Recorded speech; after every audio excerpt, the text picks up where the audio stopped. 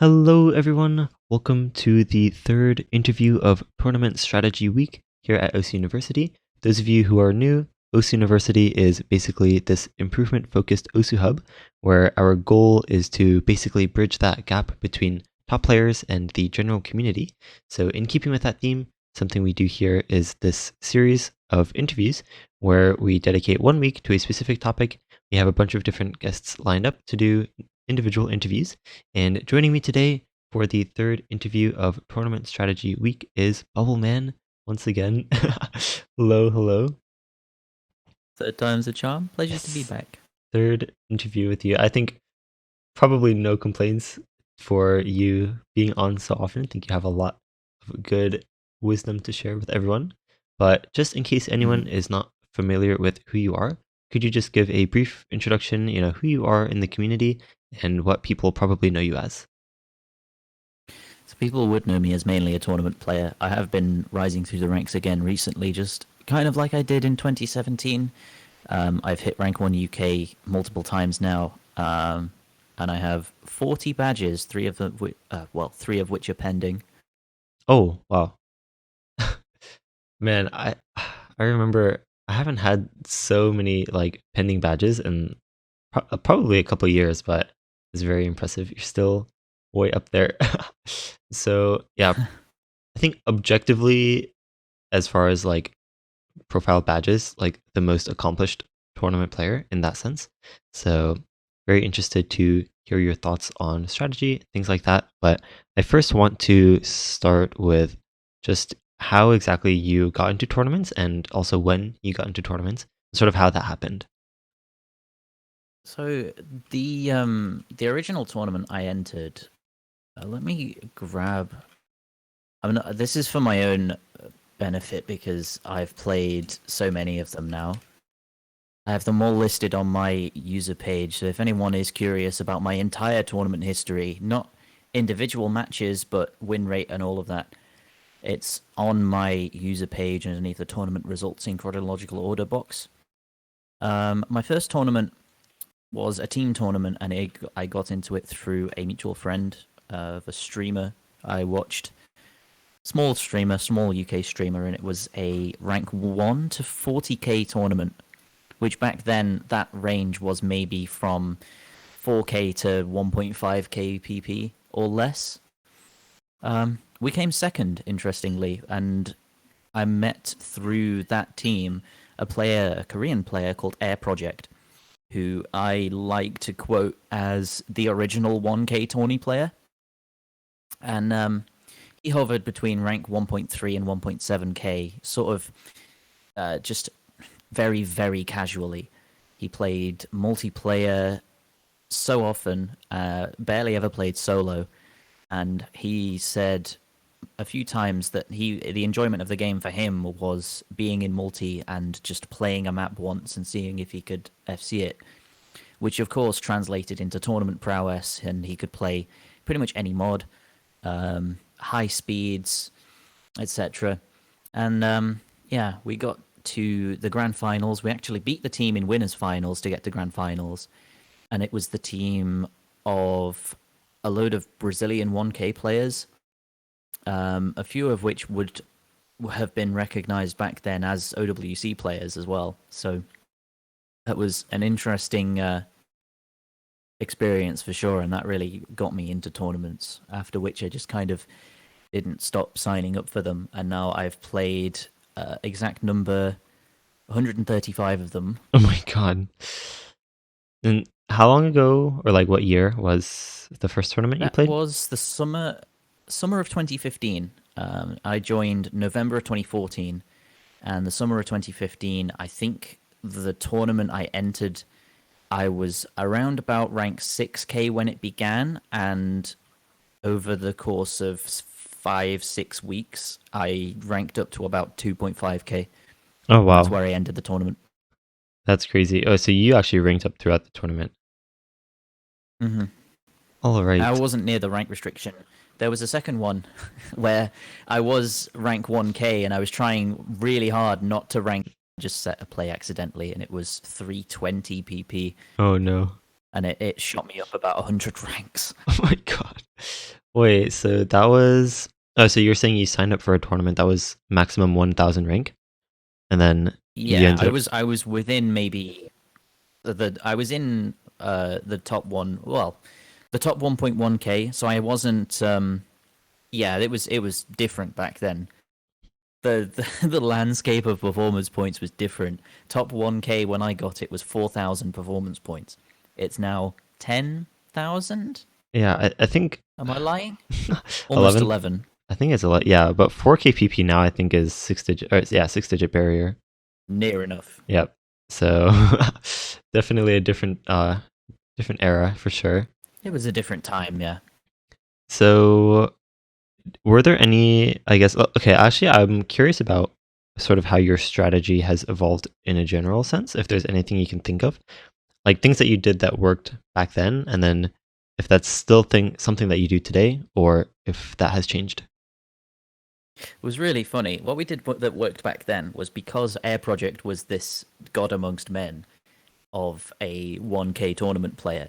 I mean, this is before the era of D-ranker teams, and he was a D-ranker question mark. He just didn't play the PP system and wasn't really interested in tournaments until we made him join one. But we would just pick into him. We would pick because it was score v1. We'd pick something that we thought he could FC. He'd take a few deep breaths and FC it, and we'd sort of reap the reward. That's crazy. And is that still something you think works these days, like playing around a certain player, even though it's score v2? I don't think that works until maybe grand finals because the level of play now is such that at grand finals is the only time when there will be maybe one or two standout performances, usually just one, from a certain player on a certain map. Yeah, like, that's fair, and especially with such high difficulty these days. Mm-hmm. But It can happen.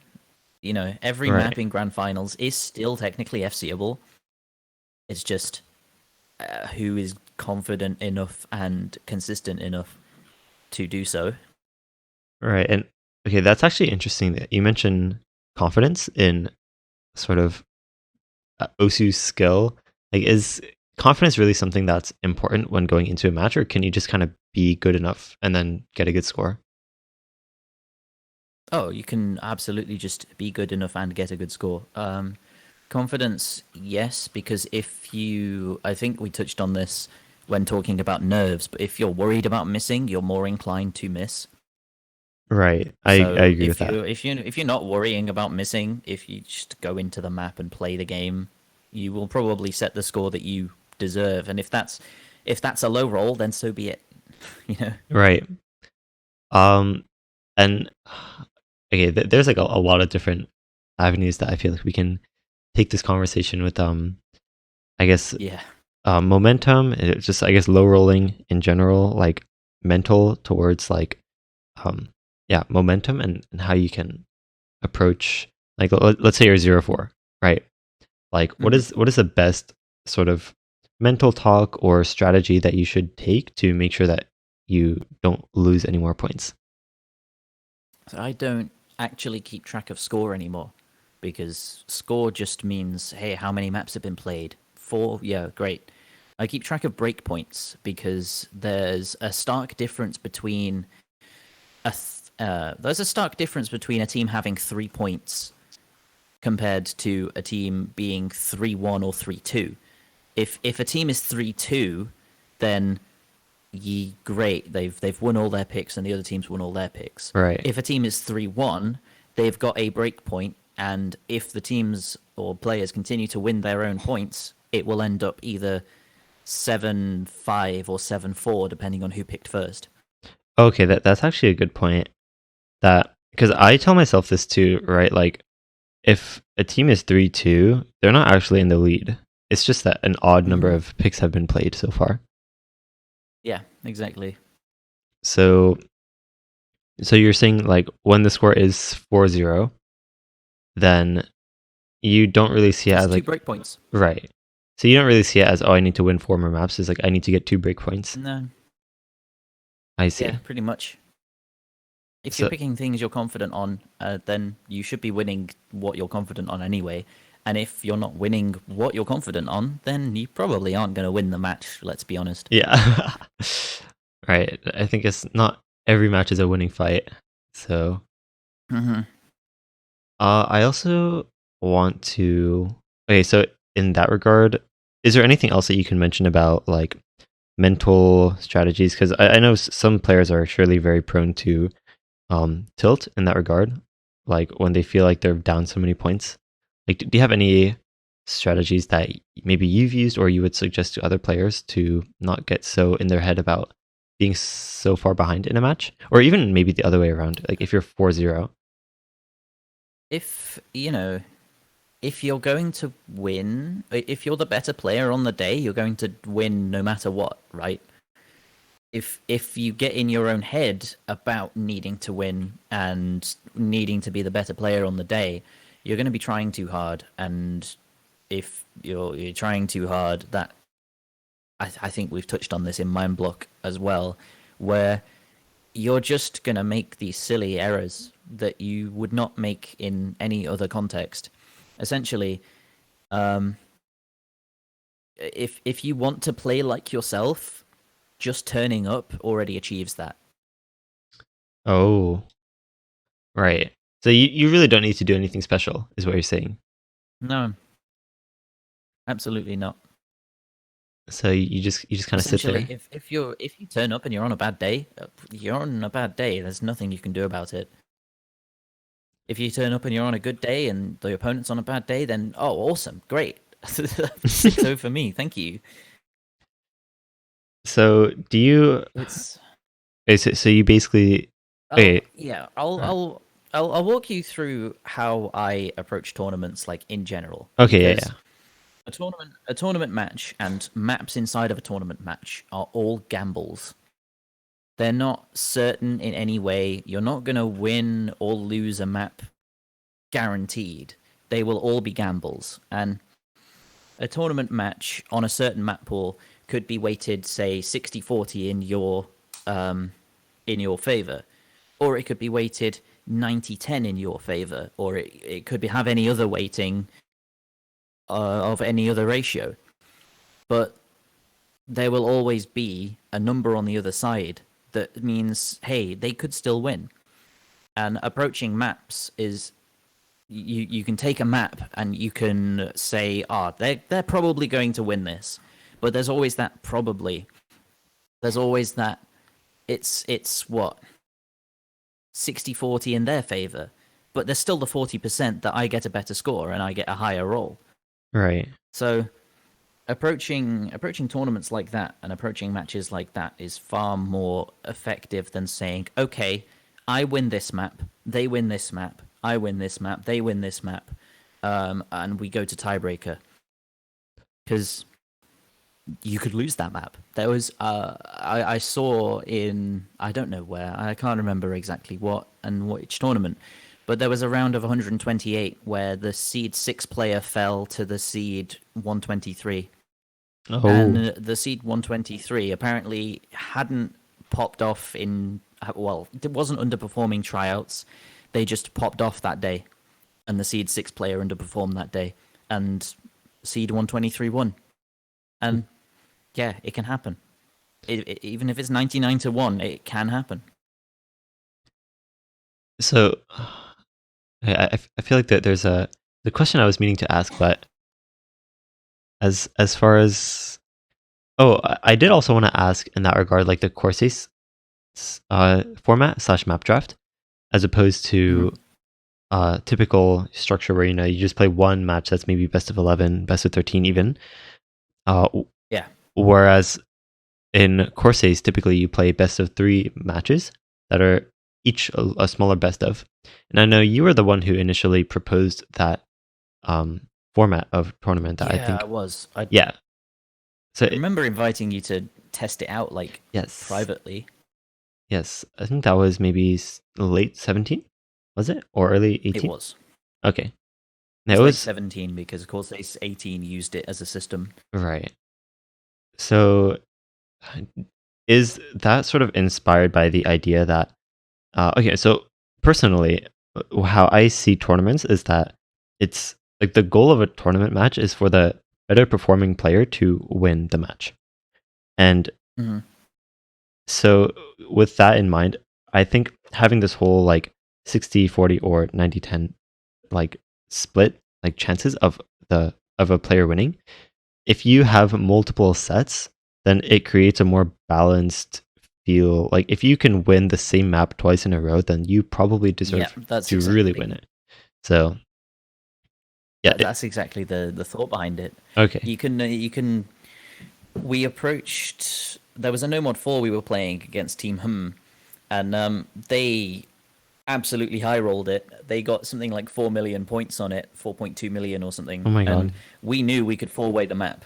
We knew we absolutely entered it because it was really early on into the set and it was early on into the match, and they picked it again set two, and we got our normal roll, which was maybe 4.1, 4.2 million, and then they absolutely just died. They died, Oh my but they god. picked it. Right.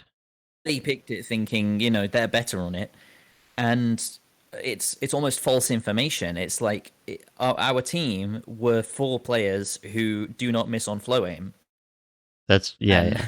we all missed on flow aim just because we're human. They pick it, we then become inhuman and don't miss on the flow aim. I'm kidding, but it's that sort of thing, Right. false information and misleading information, and there's a lot of strategy involved in that map draft format. I think a lot more than just a reactive draft of maps where you play one map, you play one map, you play one, Right. pick and play, pick and play. So do you okay, so I guess it's sort of rhetorical because obviously the answer is yes, but do you feel like the map draft format is sort of the more like what is it, like structurally sound maybe, like the better direction for OC tournaments as a whole? I also think it's more hype. I think it's more hype than just a reactive picking match where you're 6-2 up, and then there's a 4 or 5 minute break where the person who or the team who's got the 2 points is deciding, oh, what's best to keep myself in this match, and Uh they sit there for 2 or 3 minutes and they run down the clock, and then they sit there for 2 or 3 minutes while people get in and out, and having that snappy 90-second in out phase between maps is so much better, so much easier. right. I think Okay. anyway. No, yeah, that's actually a good point because there's a lot of delays in the typical, tournament format that is just like the spectators are kind of just sitting there like, I go make some tea or something. So Yeah, it does. yeah. It does. So I don't think. That being said, I don't think it's necessary for 1v1s. You'll have to excuse the background no, because you're good. Soph's playing a league game with other people. But It's all good. um, you I don't think it's possible for a 1v1 or necessary for a 1v1 really. But yeah, for teams, definitely having things picked beforehand. And I know there's a question on the sheet that's about the role of coaches, and I think the role of coach sort of makes an appearance here, where you want the player who's drafting to be the player who's maybe not in for the first map, or to not be in at all. Sometimes, like, you want, but because you know what's coming up, you can practice what's coming up in the maps and switch players around and all of that sort of thing. There's a lot more that you can do with all that information, and that's kind of what strategy revolves around, right? Is information. Right. So I know in some of the previous interviews, people mentioned like coaches. So there's like a certain level of understanding that only comes from like the player themselves, and that coach wouldn't really be able to give the same sort of valuable strategy. Is that something you agree with, or what do you think? I think the role of the coach is just to tank the cooldown, right? I mean, as if you're not there in the team in person playing stuff, the team can kind of function without a coach because either the captain or one of the players can gather all the information, can make a big like you can well, all the information's out there. You Right. can't find information as a coach that you wouldn't be able to find as a player. So if you're so inclined and you're on a team roster to go looking for all of that information, then going looking for all that information isn't like exclusive to having that role of that ninth player, the coach. But in something like map draft in Course Ace, having a coach sat in the lobby for the 15 minutes to tank the pick phase and then just leave and not make an appearance again would probably benefit everyone in the team quite heavily. Oh. Okay. Okay, that's Because actually a good you're point. sat there for 15 minutes making picks, right? Right. Okay. Yeah, that's You're actually going to cool interesting. down. Right. So, sort of like losing your warm up is something that people talk about a lot when it comes to like sitting in the lobby between picks. Because typically, what happens, especially if it's something sort of warm up intensive or like tapping intensive that requires warm up, that people like, let's say I might be in for the next map that's very speedy, and my team tells me like, go back to solo, like go stay warm while this map gets Yeah. picked. So yeah, that's a very good point, I would say. Is any other thoughts on the whole map draft format in that regard? Because I do want to sort of probably run through a bunch of the questions that are on this forum. It does need more balancing work done because inherently tiebreaker as a single map is never going to be entirely fair, right? Right. But there was another thing. Vinxis, I gave him the little tidbit to, you know how bans work, where it's one set of bans, one set of picks, one set of bans. Right. No, yes.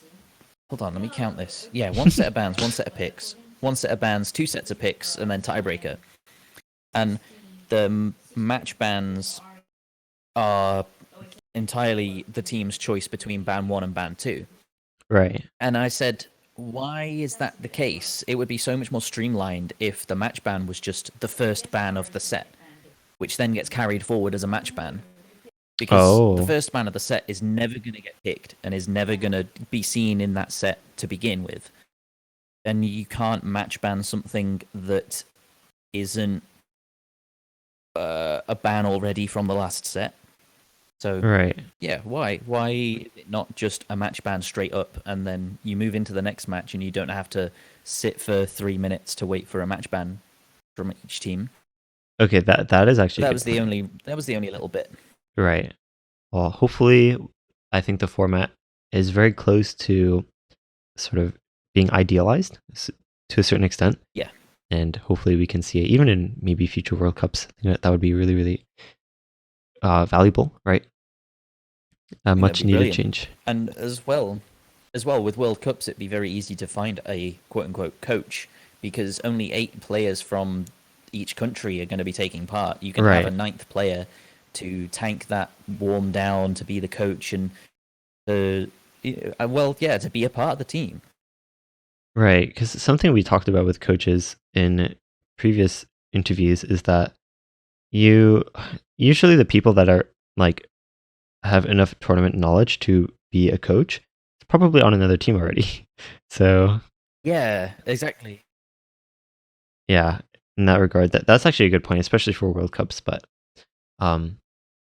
yes, any other last thoughts before we sort of run through questions? Yeah, I do think map draft isn't perfect, but I do think it is closer to perfect for team tournaments than the normal reactive picking draft would be. Right. Agreed. All right. So let's probably run through a couple questions on this forum, and then we will take questions from the live chat that's in the Discord server. So the first question, this is an anonymous question, is what is your routine before a tournament? So maybe the way you warm up the day of, or like how you practice map pools, anything like that. To begin with, if I'm in semifinals, finals, or grand finals of a very high level tournament, I will practice the map pool a day or two before.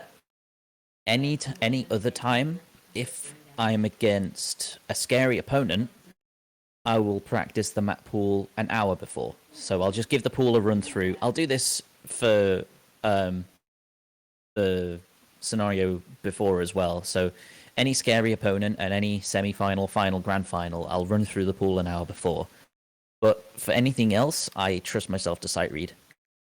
Oh, as for like warm-up routine, I just casually warm up, stretch, do all of my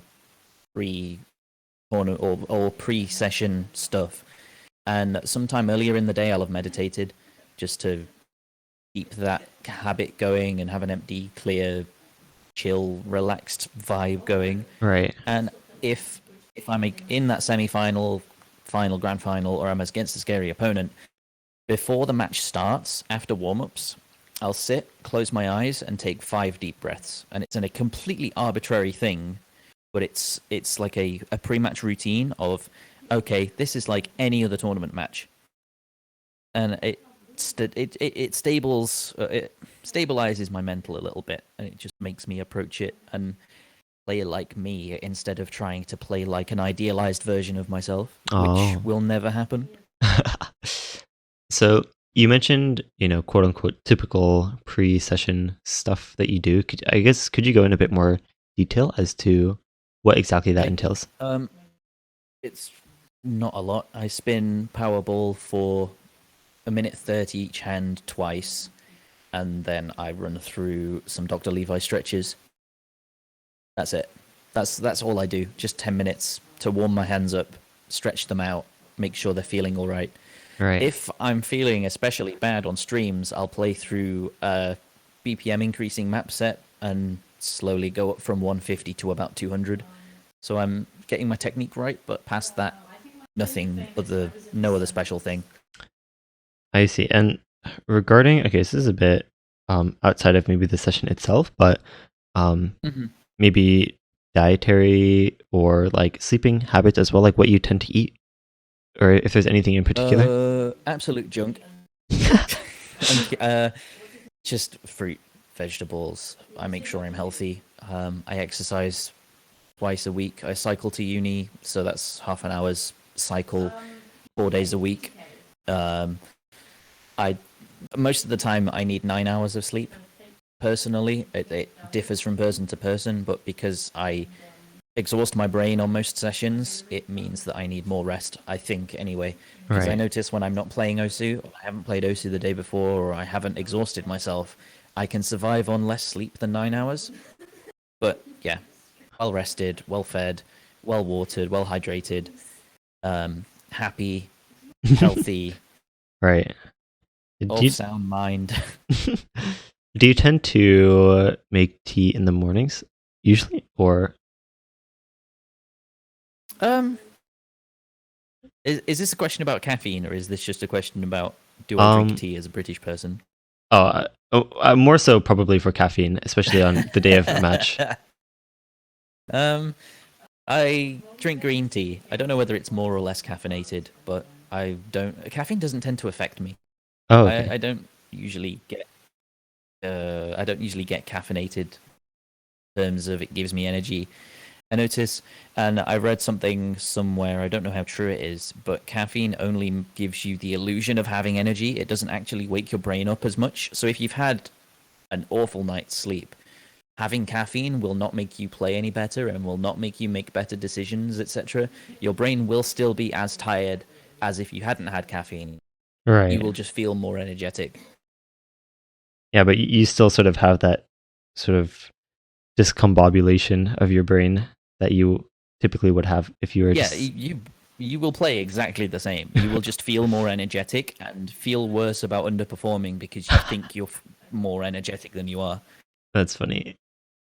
Right. So yeah, any other sort of pre-tournament? So it seems like you typically don't even touch map pools until maybe the day before, or are you just talking about like? No. Okay. I trust my ability, basically. Right. If for hard map pools, which is why I singled out semi-finals, finals, grand finals, I will need to look at them in a little bit more detail, because a lot of the time they will have patterns and aim requirements that I need to learn and practice and make sure I'm confident in hitting. But for everything else, a tournament is just a test of your currently acquired skill sets. So I have all of those skill sets on lock. I can play speed, I can play stamina, I can play aim, streams, aim control, small circles, low Right. approach rate. It doesn't matter. I can play it, and because I'm confident playing it, I don't think I need to practice anything, because I don't need to learn any patterns. I've already played all of the patterns in every map, basically, at this point, because I've played such a wide variety of maps, that anything new will just almost be associated with something else, and I can play it completely fine, normal. Do you Doesn't matter have... too much. I'm sure you'll have had that experience as well with Oh, the yeah. amount of tournaments you've played, right? Right. Where you get to a tournament match, you've already played half of the pool without actually looking at the pool once. Yeah. You've played it in other tournaments, or you've played it solo, and then the rest of the pool is kind of like, it's already familiar to you because of the patterns involved and the skill sets. You already have the skill sets. You don't need to even spare a thought of, oh, this 6.5 is impossible because I can't play precision. Let's give it 3 or 4 plays because my opponent isn't great at precision, so I can beat him on this.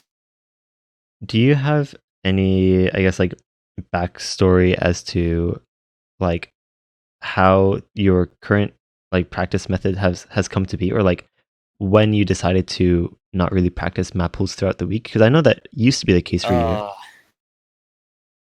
I never really practiced map pools throughout the week anyway. Let me try and find or try and pinpoint a place where my approach to tournaments kind of changed, and I think it was somewhere around early 2018 where I decided that it was taking too much of my session. It was taking too much of my time practicing every map pool, and I was essentially making decisions of, okay, this tournament isn't as important to me. I'm going to sight read, or I'm not going to practice as much as I probably should. And eventually, I think it was after. I think it was after the World Cup that year of 2017, where I just was not fussed. I wasn't too fussed anymore with because I knew I had the skill sets all More or less down, practiced, right? and a lot of the maps that I was playing in tournaments I'd already played before, like in really interesting in 111U, which, and also in Rekindling, I think, which were both 2018. Maybe even in Yaz Summer Cup, I think I practiced the Yaz pool, but only once. But for the 3 of those tournaments, I was pretty much sight reading every map. Oh wow. And Yaz I won against Yong. Rekindling I won against Fiery Rage, something like 6-7 or 7-6, sorry. And 111U I won against Vaxei, and I think each of those 3 I played the pool through maybe once. And that was kind of when I thought, well, yeah, practicing isn't good for me because of the way I approach maps and read maps, and it's having that aspect of I'm still reading this map is really important. But once you've practiced it enough, you start forming those mind blocks, and you know where the hard parts are, and you hyper focus on them. And this was still when I thought, nerves make you miss. Because I'd get to a hard part if I'd have practiced the map a lot. I'd get to a hard part and do I hit it? Do I miss it? And I'd miss before it because I'm too focused on the upcoming section. Oh, okay. So yeah, I just thought of this Apraxia clip from a couple of years ago where there was this like Sotark's alt map, some Fana song, and there was just like really weird pattern, like I think 2/3 through, and I saw his just a big gigantic aim pattern, right? I think I know the one you're talking about. Yeah, It was in Greek Duo There's a Cup. gigantic aim pattern for no reason. Yeah, it's something like that. But I remember he said it. He hit it on sight read during the match, and then right after he hit it, he was like, "Wow, I'm so glad I sight read that pattern," because it's one of those things that like on your sight read you're Yeah, reading everything, and then once you've even played it once, sometimes like you'll know that it's there, and you'll think too hard about it the next time. You do that's more why thinking than reading. a lot of the times when I'm practicing the map pool, and this is the reason I play it just before the match, is when I'm practicing the map pool, I'm warming up my reading by playing through the map pool. I don't actively attempt for scores. I don't see how well I play on maps because I know my own skill, I know my own strengths, and I can kind of guess how well I'll play on each individual map after I've played it. But I just sort of focus on warming up my reading, warming up my aim, and if there's ever in a map a point where I go, oh, I need to remember that, I'll probably remember it in the match coming up. Right, because it's like right Like before. I'll know it's there. I'll know to pay extra attention. But because I'm still like sight reading essentially the rest of the map anyway, because I haven't played it more than once, that sort of reading doesn't go away. I read my way through the map, and then I get to the hard part, and I pay extra attention to where everything is, and then I read my way through the map to the end, and I just end up with an FC. Right. So, do you have any? Okay, so how generalizable is this approach to tournaments? Like, how much do you really need to know your own skill set in order to practice tournaments this way? And this question is more of for the Um, general audience, that might be somewhat new to tournaments or haven't even played a tournament yet. They're not as familiar with their skill sets. Like, would you still suggest practicing tournaments in this way, or is playing the pool throughout the week more beneficial for getting into your first tournaments? I think playing the pool throughout the week is more beneficial as long as you're approaching it with the thought that you could completely just not perform on the day. You could utterly underperform, but that's okay because ultimately winning a tournament or losing a tournament doesn't matter much. It's nice to win tournaments, it's nice to win matches, but if you don't win, then congratulations to the other player. They played better on the day and get to move on. Um, you have to know yourself, I feel, really, really well to be able to do this sort of thing of trusting yourself and trusting your skill sets to be able to carry you through a match. Um, Right. yeah, And that takes dozens of it's tournaments. something. Absolutely. I said I've played 135. I could add these two numbers up together. I have played 955 tournament matches, and Wow. I suppose that does include the ones that are no shows and qualifiers and stuff, the ones that I weren't able to show up to. But that's still the number of tournament matches or tournament rounds, whatever you want to call it, that I have been present for. Right. So yeah, you have to know yourself. You have to know general structures of pools, generally what maps include. Played a lot of them, a lot of different types of them, etc. Yeah, So, do you have any and other? yeah, that comes back to confidence. Oh, Sorry, true. No, no. Just wondering. that does just come back to confidence. Yeah, you can elaborate on that. I was sort of gonna ask a No, more general I question. don't think that. Oh, okay. Go ahead with the general question. Okay. Yeah. Do you have any other, I guess, tips for those getting into their first tournaments? Is this sort of broad question? When you're getting into tournaments, the best thing you can do is farm. Like for solo rank? I'm not kidding. I'm not. Yeah, I'm not kidding. I'm not joking. The best thing you can do is farm Could you? because Right. ultimately, at the core of every skill set is aim. So you're going to need aim. You're going to need raw jump aim, stream aim, whatever you route you go down. You're going to need that sort of thing because when finals, grand finals hit, and maps and the map pools are getting harder, you're going to get skill capped. If you're not good enough, you're going to get skill capped. And there's a reason that D rankers are No, not even get consistent aim through FCing. I mean, literally just improve your aim. There's a few interesting cases I like to make examples of, and I don't mean that negatively, right? I'm sure I don't mean that negatively, but to take one and to take quite a high profile one right now, Lifeline. He got to top 10 through just playing aim, through just farming his arse off, and he entered a tournament, Can You Cup, which was a draft style tournament where 8 captains, 16 captains were picked for a tier, and they would draft a team from the players that were signed up. And so tier 1 came and went, and Lifeline maybe I think he was ranked 9. Highest rank. Yeah, so he might have been just the second highest rank that was available to be picked. Tier 1 came and went, and 56 players were picked, not including the 8 captains. So then another 8 captains were picked, 56 players were picked, and Tier 2 came and went. So, he's not within the first 128 players to be picked. Another 8 captains, another 56 picked. He wasn't in that as either. And he was like mid Tier 4. He was FCing the No Mod 1 in Grand Finals pretty easily.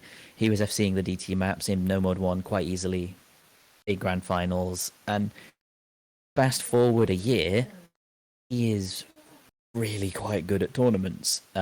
He knocked us out of OWC, which was the same year he was drafted for Tier 4 in Can You Cup. And he FC'd a tech map in OWC round of 16.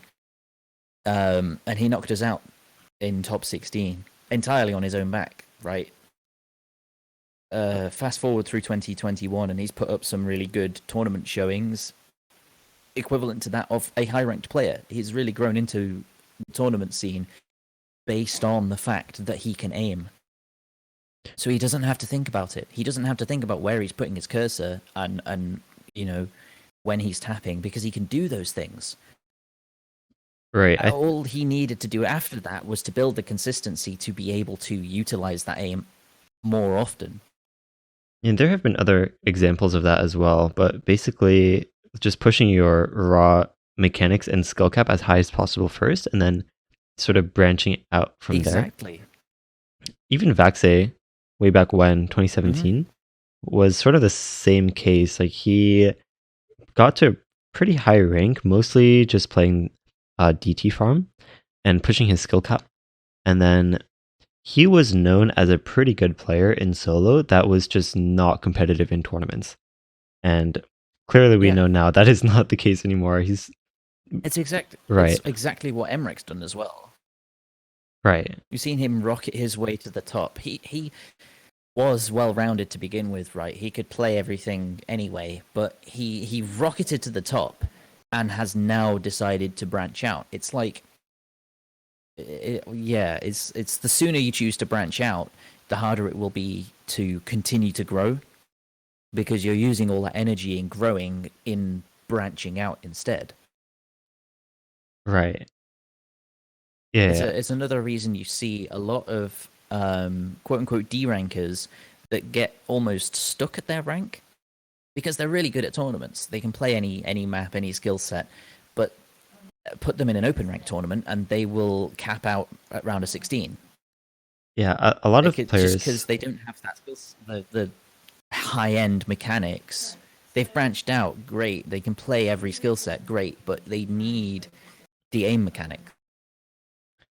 Yeah, I think what tends to happen typically is, like, at a certain point, the amount of practice that you would otherwise be spending on improving your mechanics gets spent on rounding out your skill set that you already have. Yeah.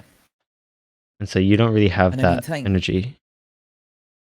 Thank God I realized I was in that position. At the end of 2020, 2021 rolled around, and I realized that I was capping out at 7.5 star consistency just because I was not playing mechanics at all. And I wasn't playing farm. That's the main reason I started playing higher rank or higher PP maps, is because they test mechanics. It's the biggest indicator of how good your mechanics are.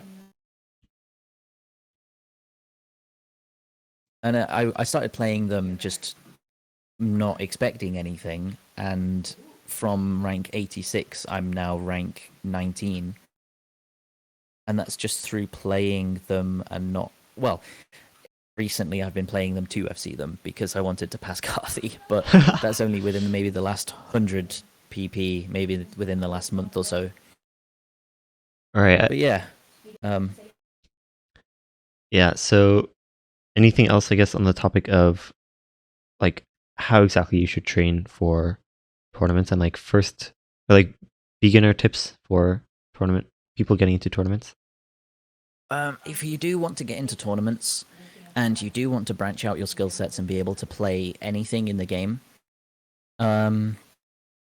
just make sure you're not neglecting aim, essentially.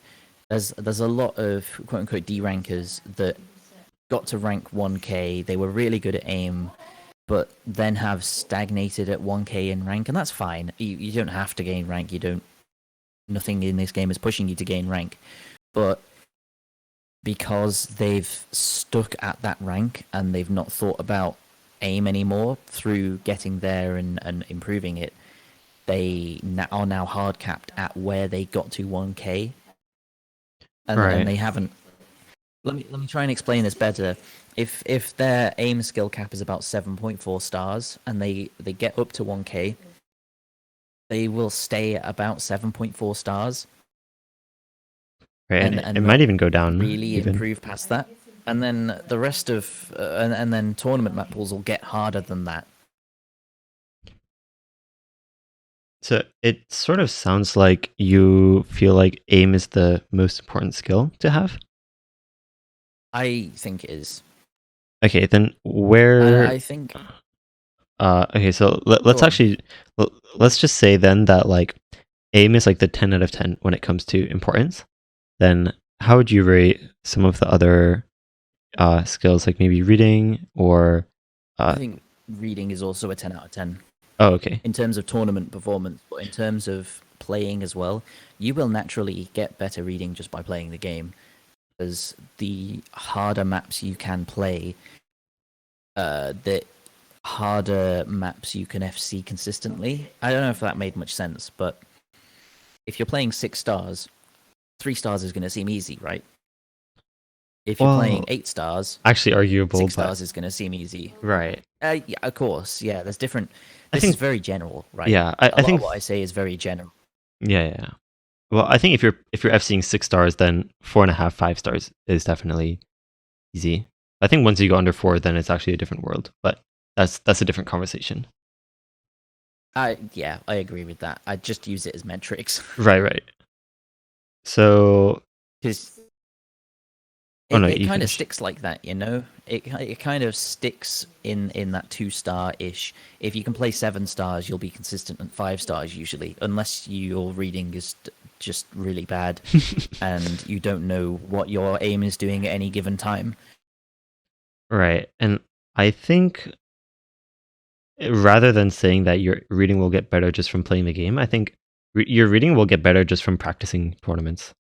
So I think from consciously playing the game rather than reactively playing the game. If you're only playing 10.3 and you're throwing your cursor around playing whack-a-mole, essentially, you'll never really gain that reading because all of your scores will be based on your reaction time and your general look in hitting patterns. Right. Whereas if you're playing a map trying to hit every note and then you move on to a different, you're having to consistently like reread that map or keep your how to describe it. You know what I mean, though. Right. So, yes, where would you... Okay, so I guess we've sort of established so far that aim is important, right? And reading is very important as well. Is there anything else? Like, what's the next skill, I guess? And it could even be like external stuff, like focus, maybe. Could be... Focus? I don't know. Focus is definitely a skill set. I think stamina is next. Okay. Because if you can't, if you don't have tapping stamina, you won't be able to play a lot of the maps in the map pool that require streams. And I hate to use another player as an example again, but Badu with streams, of course, everyone talks about it. And as soon as he got stamina at 190-ish, he could play so many different maps that was sort of locked away from him before. Right. And I think he is one of the ultimate team players. He is one of the ultimate players to have on a 4v4 team because of his niche skill sets, and he's so good at them. Right. Which, of course, in 1v1 it would be punishable, him being spearheading certain skill sets and neglecting others. But in team tournament, he can just be swapped out for someone else. Right. Yeah, I definitely. What is it? So basically, I think mechanics overall, like sort of having your core mechanics for aim, tapping, reading, like solid first, and then you can focus on more tournament specific, like focus, things like that. I mean, if you get down to the basics of it, those are the fundamentals of the game, right? Right. Is aim, tapping, reading. Anything else is a lot to do with mastery of those three. Right. If you have bad tapping but great aim control, you might be hitting every circle on time, but just not tapping in time, and you not lock out of an entire pattern. Same Right. way if you have amazing accuracy, but your aim isn't as good as it probably should be to hit the patterns, you will lazy aim them, maybe gloss over a circle, or just completely ignore an angle in something, and you will not lock out of an entire pattern. It's a lot to do with every other skill set is a lot to do with mastery of those three fundamentals and combination of them, I guess. Yes, agreed. Much agreed. Okay, so real quick, I want to get your thoughts on pick ban strategies. And it can be quick, I think, if you have a sort of generalizable answer for these things, but Okay. how exactly do you decide general, picks? Yeah. In general, in terms of banning first is when you know what you're going to ban and you know they're not going to ban it. Banning second is preferable because they could potentially ban what you wanted to ban, and then actually you get two bans, or you get an extra ban when Right. you weren't going to play that map to begin with that they banned. In terms of picking, I think there's a few different strategies to go with on choosing whether you pick first or second. If you want to pick first in a case where you want the advantage going into a tiebreaker. If you pick your map and you get to, let's say, 6-5 in the best of 13, if you take that next breakpoint and you go one breakpoint up, you've won. So you're essentially putting the pressure on them to then get the point. It's also good if you think you're going to sweep your opponent, in which case you will pick first, they'll pick, they'll pick, and then you pick and you take the match, right? Right. In a best of 9, in an odd number odd number first 2. You want to pick second if you don't mind the momentum that they gain by having their first point on the board. And if you're not affected by nerves going into a tiebreaker in terms of they're 6-5 up against you, and you think, it's fine, I've saved my best pick for last, I'm probably going to win this and go to tiebreaker. Same way as if, you've got a break point and you're a break point up, and then you have the advantage because it is your pick again next, and you can take it 7-5. Right. There's a lot of strategy involved, and it all depends on what you want out of the match, basically. If you think you're going to get a break point, if you don't think you're going to get a break point, etc. In terms of the actual content of bans and picks, I have devolved into banning what I don't like and picking what I like. Essentially because a lot of the time when I do have a pick ban strategy, it goes wrong. and it doesn't do anything for me. Oh, So interesting. I just pick what I like, and it's that sort of, I'm comfortable on it. I enjoy playing it. I'm going to want to play it rather than something that I want to play because I think I have a better chance of winning, or where maybe I won't like the map, and that will affect my mental going into the map because I'm like, I don't like it, but I have to play it because I'm probably going to win on it. There have been cases though where I have employed the strategy of pick what they're going to pick, and that was most notably in 2018, that match against Vaxi in 111U. I thought there was no way in hell I was going to win that match. So the only way I was going to win it was by taking breakpoints and by taking picks away from him. And if you those maps are going to get played anyway. He is going to pick those maps. The opponent is going to pick those maps. So get them out of the pool early, because then the last half of the map, and this goes into the idea of momentum, the last half of the match is all going to be neutral or favorable to you. So if you take those breakpoints early on, and of course, picking a map is a statement of, I think I can win on this, which can have an effect on mental, can shake your opponent, and they go, oh, actually, am I better on this? And Right. they possibly lose it. So having that be a factor, and I'm sure Aza went into his pick of the DT map against Australia. Oh, yes, he did. Was yeah, that's the biggest case of pick what you think they'll pick to spook them, and it worked. And then the latter half of the match was favorable to them because the maps that their opponents wanted to pick were already out of the pool. They had the bigger advantage in that stage of the match. So there's a lot to be said for strategy, for information, and all of that. There was another thing. Wolf gave the idea in 2017 when they were winning and they had momentum. Instead of breaking that momentum by winning a point, break the momentum by picking a long map. So find the longest map in the pool and play the longest map in the pool, whether or not you'll win it, because that stops the quick succession of points that they're building up. Oh. Because a minute 1, a minute 2-0, a minute 3-0, and then 5 minutes is a long time to sort of have that adrenaline rush, and the adrenaline rush goes away over 5 minutes or so, right? Right. I don't think I've ever had the need to use that sort of strategy, but I have it in my toolkit just in case I need to stall a match or slow someone down, slow the pace down.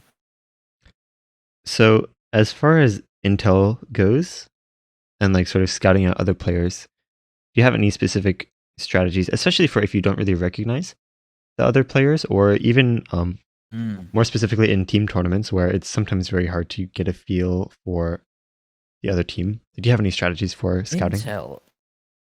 Intel is really interesting because of what I said about in map draft. You know, there's fake intel, there's misinformation, because someone could just high roll a map and in actuality be completely dog at it. They could just not have that skill set, but that map is suited to them for some reason or another, and they've just high rolled it for no,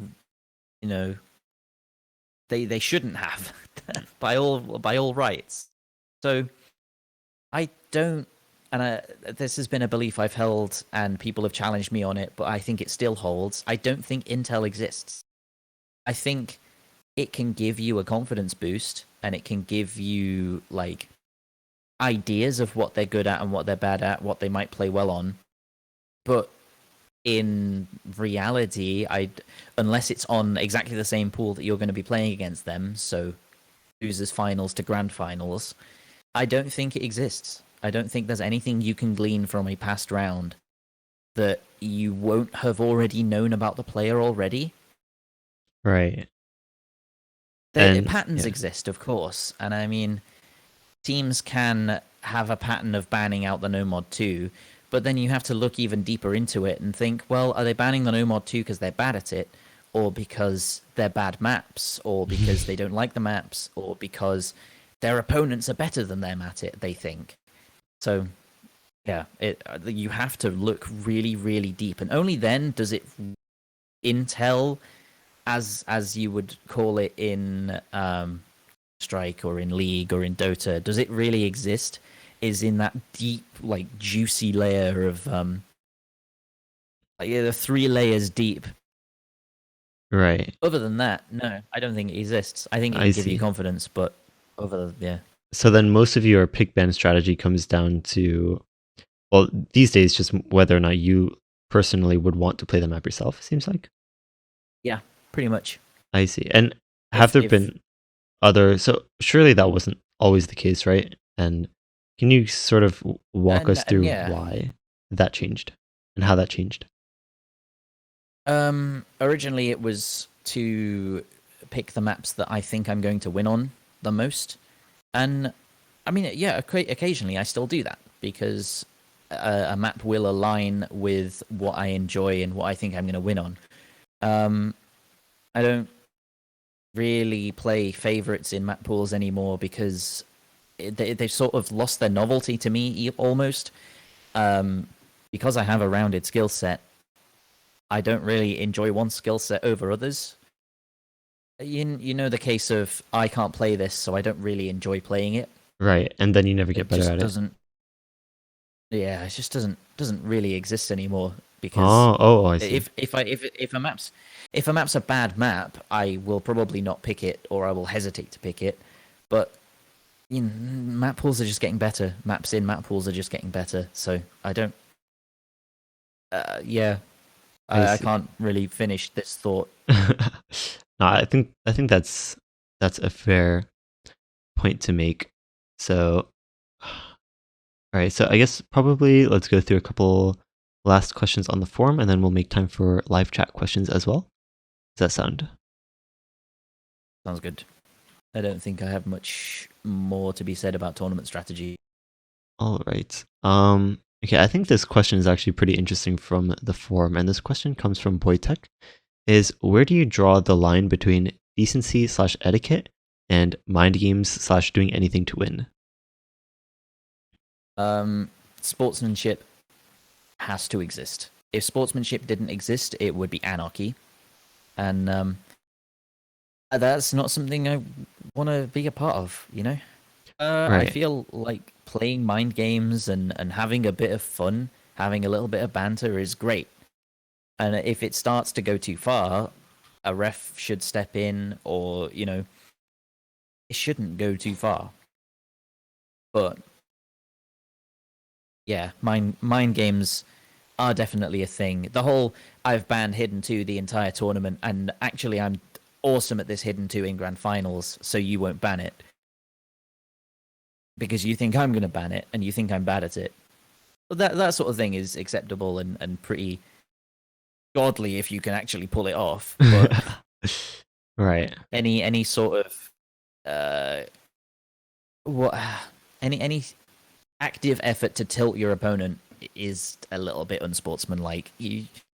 If you want to play a tournament match, you should want to play a tournament match against the best version of your opponent, because that's the most fun. Right. Someone asks, how can you define sportsmanship?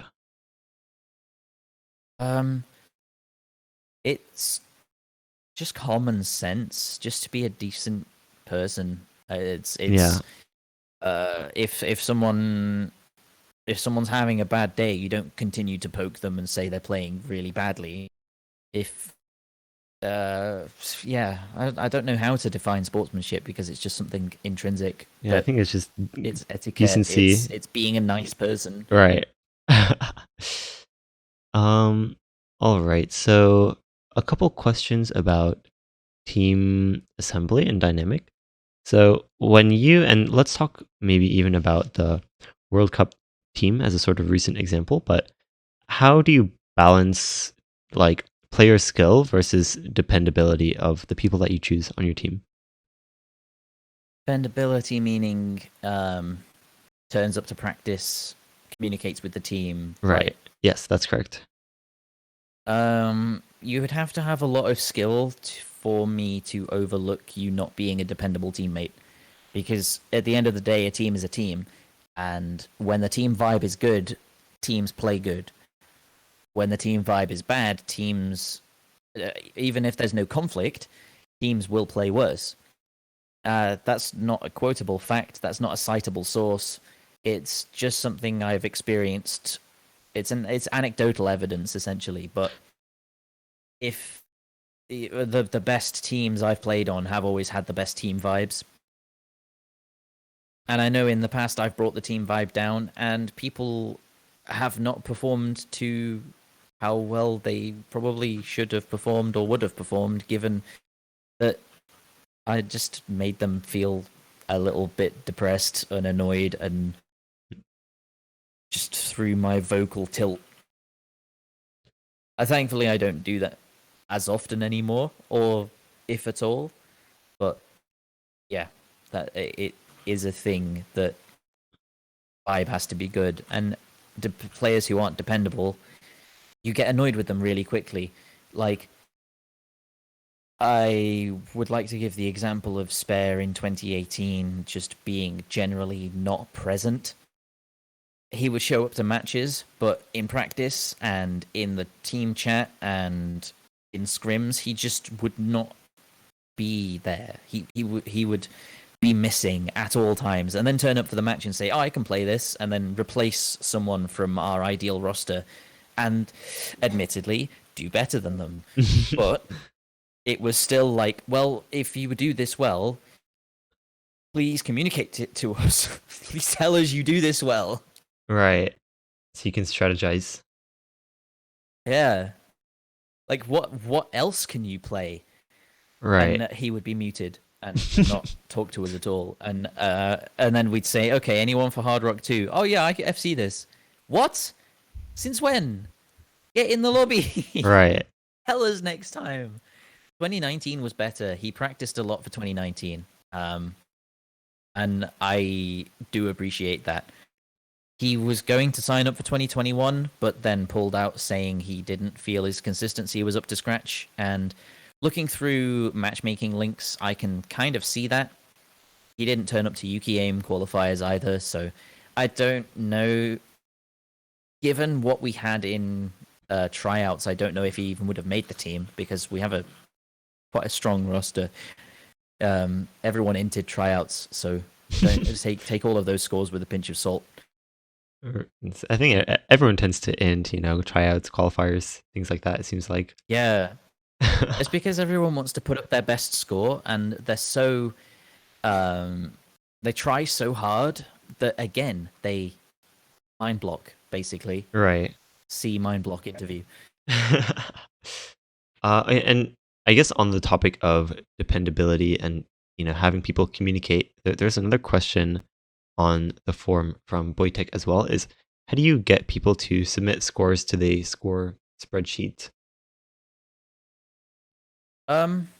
Essentially by saying, if you have played a map, put a score on there. Right, so just bugging people. It doesn't matter what score. And yeah, it doesn't matter what score. We play, or I try to get people to play practice lobbies, try to get people to have at least one score on the sheet by the weekend so that we know. But most of the time, because it's a low round, so people tend to not practice or not want to put in the effort to put scores on the sheet. I think there are better ways of doing things than having an exact score on a sheet, and we're trying something different this year with our own sheet that has been tried with 3WC sheet as well and seemed to work there. So get back to you if that works. If it doesn't, you will never hear of it again. So I do know that, like, previously, the whole 1 through 7 team sheet that I think is probably the most popular format, but that sheet used to not have the ability to put your actual scores. You would only be able to put a feeling number on how you feel like you would do in the match.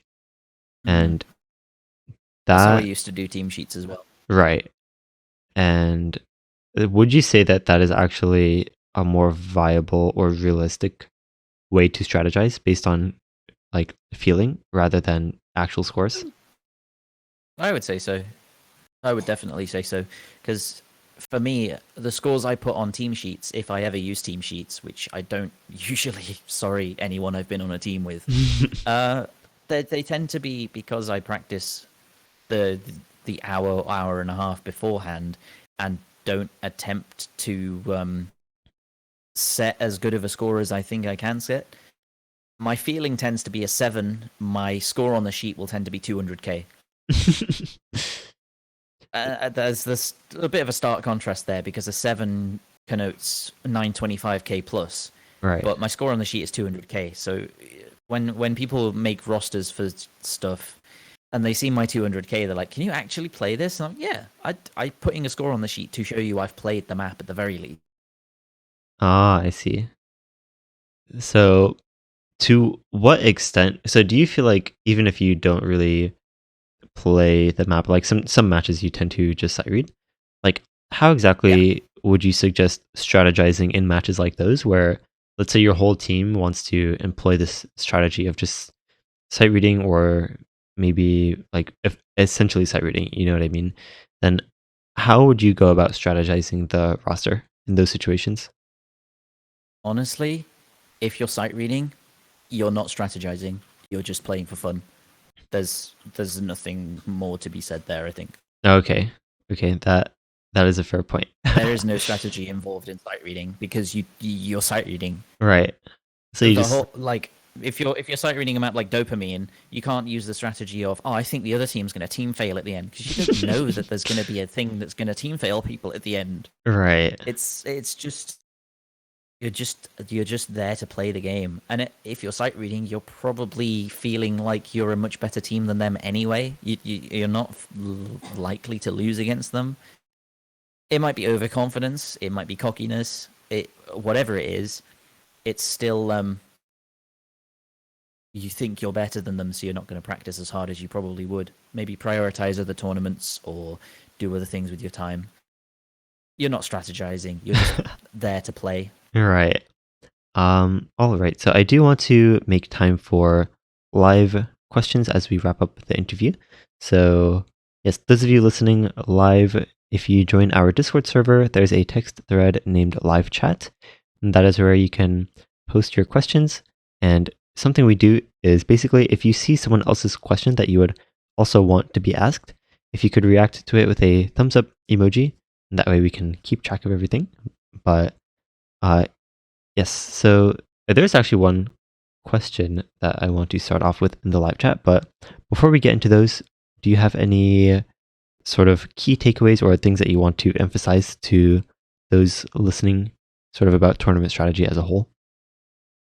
I think key takeaways are never stop pushing your fundamentals, even if that might drop your performance in tournaments overall. And they're meant to be fun. So if you're ever trying too hard, then you're doing it wrong. And if you lose, then your opponent got lucky.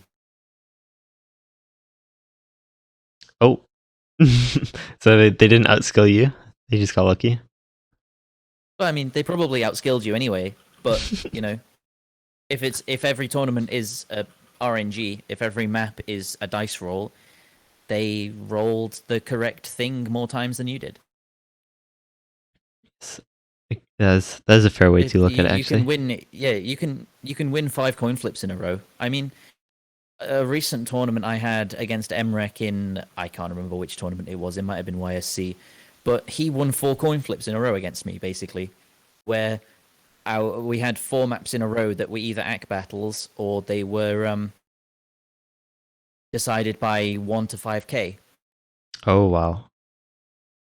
So he just won the 4 coin flips in a row. It could have gone either way in all 4 of those maps, and it went his way. So, oh well, that happens. It just Right. happens. All right. So the first question from live chat comes from Devaxion, who asked, "How do you determine a good session from a mediocre one, besides just setting extremely impressive scores?" That's a difficult one because you can't define something that's in progress. Just like you can't say, "Oh, this is the FC run" when you haven't seen the end screen of a score. So it could change. Whatever whatever session you're having could always change. You could have an awful session up until maybe hour 4, and then set a 900 out of nowhere. Right. Even if your top score is 300, who knows? But yeah, don't define a session too early. The moment you define a session, you live by that definition. And if an hour in you think, "Oh, this is an awful session," then it will be an awful session. All right. Quick question. I suppose. Sorry, I suppose to answer that question, you can tend to see what direction it's going by if you miss really early on and you keep retrying and you're pushing for scores and you're not enjoying yourself. That tends to be a bad session. But if you're playing a map once, not missing early, or missing early and laughing about it, that will tend to be a good session. So it really doesn't depend on how you're playing, but how you approach your gameplay? Absolutely. Right. Sometimes you're overtired or not hydrated, and there's nothing you can do about being overtired. You just kind of have to accept it. And if you approach it with a light heart, sometimes you just set a score out of nowhere. If you're dehydrated, drink water and you'll probably feel better. I mean, anything could change at any moment. Right. Yes, agreed. All right, so quick question from Joan, who asked, when should you ban your opponent's strength versus one of your own weaknesses? Is an interesting one because it depends on how well you know your opponent/opponents.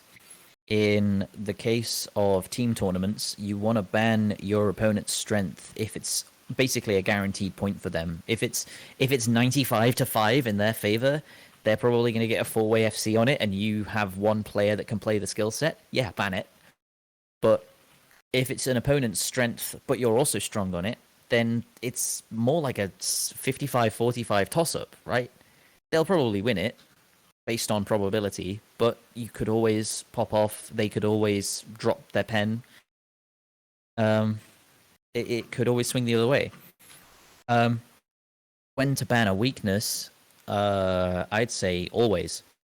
If and only if you know that it's not their weakness. So, in the sense of if you both can't play high approach rate, then maybe not ban it and throw it to the toss-up, in the same way that maybe not ban their strength if you think you're strong on it and throw it to the toss-up. It's all about the information you have. So in a sense, intel, does exist in that regard, but only in a minor sense. Right. If you know they're strong and you're strong, don't ban it. If you know they're weak and you're weak, don't ban it.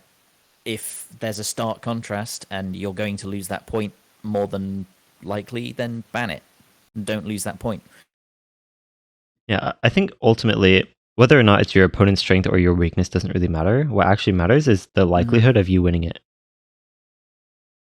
So you said yourself, right? Tournaments are about playing better than your opponent, right. Not about FCing the map. Yeah, who cares if you got a 99.9 FC? You know, if they SS, then you're not winning that point.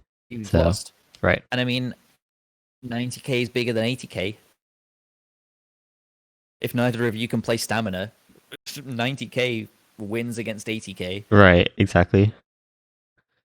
So, yes, agreed. Next question from Nishi, who asks, considering players like Shigetora who change their area regularly, do you think having an inconsistent routine in your daily life could affect your day-to-day performance, even with the same setup? No, I don't think so. I think having an inconsistent routine, the whole saying, variety is the spice of life, right? There's also that thing I touched on with, in terms of area and changing area, there was a study, which I will repeat now. There was a study where participants were given a tablet area and a screen, and they were, one control group was given the same area each day, and they had to press circles on the screen. I don't think it was Osu, but it might have been. Who knows? It was 2000 and something, so it might not have been. But it was all about hand-eye coordination and learning and improving. And the main focus group was a group whose area and it changed every day. Sorry, I'm starting to lose my track of my thoughts. No, you're good. So their tablet area would change every day, whereas the control group had the same area, so we're able to build muscle memory. And the participants whose area was changing every day actually improved to the same level, I think, or to a better... I don't want to say to a better level, but it was to the same level, but were better able to adjust to changes and differences. So in their test, the people with the muscle memory weren't able to respond, weren't able to change. Let me formulate that sentence. Okay. Yeah, because I'm pretty sure how it went was, like, after the learning phase, then both groups were tested on the same area. That it's like one group, let's say, used like 60 millimeters, for example, and then after the learning phase, then both teams used the same area that the first group had been using the whole time, and they found that both teams actually performed pretty much the same. Or I think the team that had been changing every day actually performed slightly better.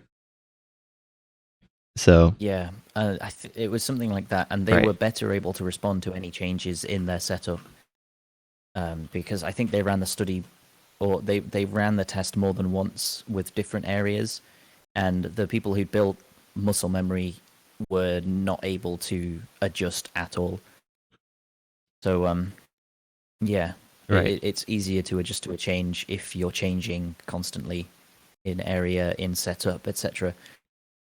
Which, at the same time, is really interesting because when I go to LANs, I tend to adjust to that setup really quickly, and I haven't changed my setup in years. So at home, right? Yeah, it probably does depend on person to person, but because there's a study on it, I think the common case, yeah. Oh god, my brain is shutting down. No, it's all good. Yeah, I think we're pretty much done here, though. Do you have any closing thoughts that you wanted to throw out there? And I think you might be here for the Q&A panel as well. That is at 9:20. I think it's at 20 on Friday. Right.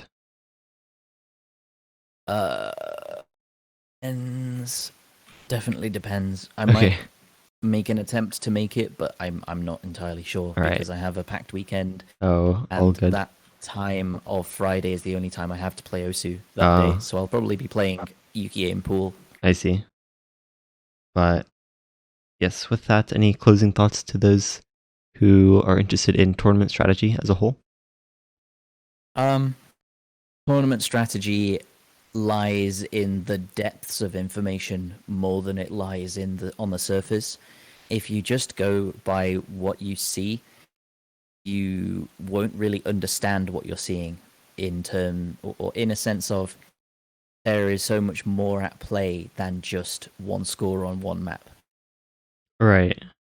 Enjoy tournaments. They're really cool and really fun. Yes, games are for fun, believe it or not. But yes, that is just about going to do it. Thanks, Bubbleman, for joining us. And those of you listening live, or if you're listening on YouTube or Spotify, if you want to get directly involved in these interviews, best thing you can do is join our Discord server. That is where everything happens. And if you want to support our content, absolutely the best thing you can do is just to share it around to anyone you think might enjoy these interviews or anything else related to OC University. But yes, with that, Bubbleman, do you have any shout-outs? Those of you who want to stay in touch with you, this is your chance to shout out your socials, things like that. Don't tend to use my Twitter much anymore, but at Bubbleman532 on Twitter. Join my Discord. Chill in my stream. It's a place free from comparison, free from any form of goings on or drama in the city. So if you like to chill, come by. Yes, and I think you are just twitch.tv/Bubbleman. Yeah, indeed I am. All right. So yes, that is going to do it. Thanks everyone for listening, and we will see you guys next time.